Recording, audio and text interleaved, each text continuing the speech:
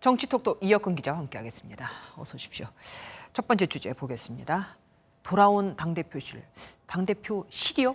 사람도 아니고 어딜 갔다 왔습니까? 네, 이사가 한창인 국민의힘 이야기입니다. 당대표실을 국회 본관 227호로 옮겼는데요. 네. 7년 전에 쓰던 공간으로 다시 돌아가는 셈입니다. 그러니까 원래 보수정당이 썼던 그 대표실 공간으로 이사를 간다 이거죠? 네, 맞습니다. 227호는 20년 넘게 보수 정당의 당 대표실이었습니다.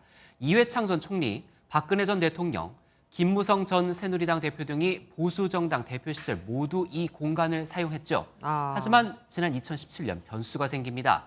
박근혜 전 대통령 탄핵을 계기로 보수 정당이 자유한국당과 바른정당으로 분열되면서 바른정당이 이 공간을 사용하게 된 거죠. 네. 국민의힘 관계자는 탄핵 사태 이후 당이 확 쪼그라들면서 전통적인 당대표실을 빼앗겼던 건 일종의 수모이자 아픈 역사라고 설명했습니다. 결국은 지금 상징성이 굉장히 중요하게 부각된 건데 그렇지만 실용성도 중요하잖아요. 동선 같은 거. 네, 맞습니다. 바로 옆방을 살펴보면 좀 이해가 되는데요.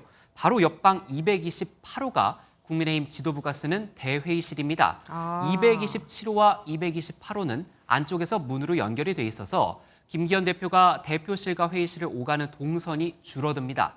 통상 회의가 끝나 복도로 이동할 때 질의응답이 이루어졌는데 이젠 나오지 않고 당 대표실로 이동할 수 있게 돼서 기자들이 현안을 묻는 건 좀 어려워질 수 있다. 이런 예상도 나오고 있습니다. 그러니까 이사에 대한 평가는 향후 국민의힘이 어떻게 반응하느냐, 어떻게 행동하느냐에 따라서 또 평가가 달라질 것 같습니다.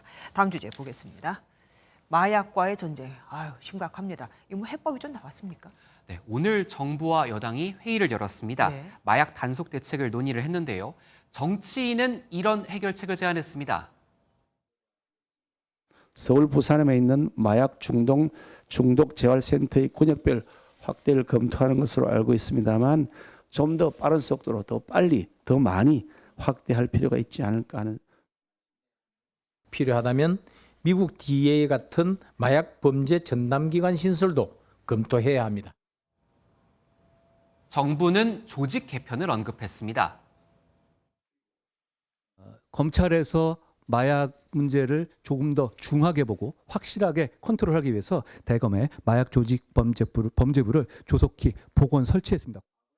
그러니까 약간 결이 다릅니다. 그런데 오늘 회의에서 마약 범죄를 보도하는 것에 대해서도 얘기가 나왔다면서요. 네, 보도 기준이 필요하다는데 정부와 여당이 공감대를 이뤘습니다.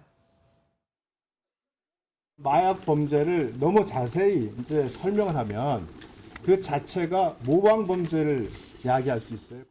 이런 부분에 대해서는 별도로 언론에서 그 보도 기준을 좀 훨씬 더 줄여는 그런 형태로. 다만 학계에선 이 기준이 사회 고위층의 마약 범죄 보도를 위축시켜선 안 된다는 주장이 나옵니다. 마약을 근본적으로 단절시키기 위해선 여러 가지 조치가 취해야 되지만 언론 보도에 대해서 그 기능을 제한을 할 경우엔 자칫 표현의 자유와 충돌을 할 수 있기 때문에 마약 범죄에 대해서 심각성을 알려주고 또 경고해주고 그리고 또 처벌도 어떻게 심각하게 받을 수 있다는 걸 알려줘야 또 예방이 되지 않을까 하는 생각이 듭니다. 지금까지 정치톡톡 이혁근 기자와 함께했습니다. 안녕하세요. 김주하입니다. 공정하고 신속한 MBN 뉴스 유튜브를 통해서도 만나보실 수 있습니다. 특히 더 많은 뉴스와 라이브를 보고 싶으시다면 오른쪽을 눌러서 구독하시면 됩니다. 어렵지 않죠? 빠르고 정확한 뉴스로 계속 찾아뵙겠습니다. MBN 뉴스를 시청해 주신 여러분 고맙습니다.